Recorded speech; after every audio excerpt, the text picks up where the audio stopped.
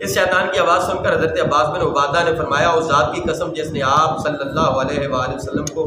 حق کے ساتھ مبعوث فرمایا ہے، آپ صلی اللہ علیہ وسلم چاہیں تو ہم کل اہل منا پر اپنی تلواروں کے ساتھ ٹوٹ پڑے۔ یعنی پہلے دن ہی یہ اتنی اسٹینڈنگ آرمی ہے کہ آرڈر مانگ رہی آرمی چیف کا کہ حکم دے تو ہم صبح ان کے ساتھ دو ہاتھ کر لیں کفار کے ساتھ، یعنی لڑ لیں ان سے۔ تو آپ نے کہا نہیں ہے، آپ نے فرمایا ہمیں اس کا ابھی حکم نہیں دیا گیا، یعنی ابھی جہاد فرض نہیں ہوا، بس آپ لوگ اپنے ڈیروں میں چلے جائیں۔ اس کے بعد لوگ واپس جا کر سو گئے یہاں تک کہ صبح ہو۔ یہ خبر قریش کے کانوں تک پہنچی تو غم و علم کی شدت سے ان کے اندر کوہرام مچ گیا،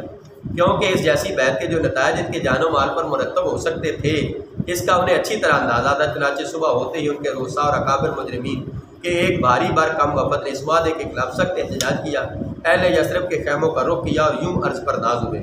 خزرج کے لوگوں ہمیں معلوم ہوا ہے کہ آپ لوگ ہمارے صاحب کو ہمارے درمیان سے نکال لے جانے کے لیے آئے ہیں اور ہم سے جنگ کرنے کے لیے اس کے ہاتھ پر بیعت کر رہے ہیں، حالانکہ کوئی عرب قبیلہ ایسا نہیں جس سے جنگ کرنا والی اتنا زیادہ ناگوار ہو جتنا آپ سے لوگ۔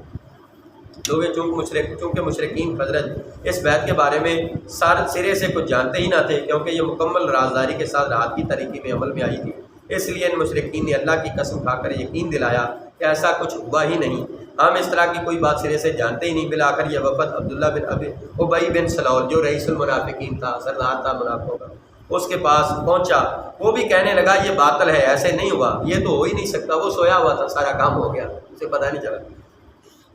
کہ میری قوم مجھے چھوڑ کر اس طرح کا کام کر ڈالے، اگر میں یثرب میں ہوتا تو بھی مجھ سے مشورہ کیے بغیر میری قوم ایسا نہ کرتی۔ باقی رہی مسلمان تو انہوں نے کنکھیوں سے ایک دوسرے کو دیکھا اور جب چپ سادھ لی، ان میں سے کسی نے ہاں یا نہ نہیں کی، نہ زبان کھولی۔ آخر قریش کے سردار یہ رجحان دیکھ رہے تھے مشرکین کی بات، انہوں نے سمجھا شاید سچ ہے، اس لیے وہ نامراد واپس چلے گئے۔ خبر کا جب انہیں یقین ہوا تو پھر تعاقب بھی کیا انسان، روسائے مکہ تقریباً اس یقین کے ساتھ پلٹے تھے کہ یہ خبر غلط ہے، لیکن اس کی قرید میں وہ برابر لگے رہے۔ آبل آخری نے یقینی طور پر معلوم ہو گیا کہ خبر صحیح ہے، بیعت ہو چکی ہے، لیکن یہ پتہ اس وقت چلا جب وہ جہاز اپنے اپنے وطن کو روانہ ہو چکے، اس لیے ان کے سواروں نے تیز رفتاری سے اہل یثرب کا پیچھا کیا، لیکن موقع ہاتھ سے نکل چکا تھا۔ البتہ انہوں نے سعد بن عبادہ اور منذر بن عمر کو دیکھ لیا اور انہیں جاگ کر ادھیڑا، لیکن منذر زیادہ تیز رفتار ثابت ہوئے اور نکل بھاگے۔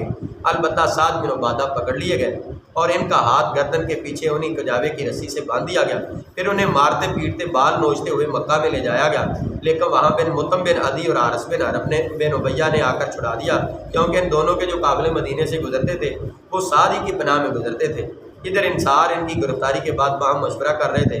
کیوں نہ دعویٰ بول دیا جائے، مگر اتنے میں وہ دکھائی پڑ گئے۔ اس کے بعد تمام لوگ بخیریت مدینہ پہنچ گئے۔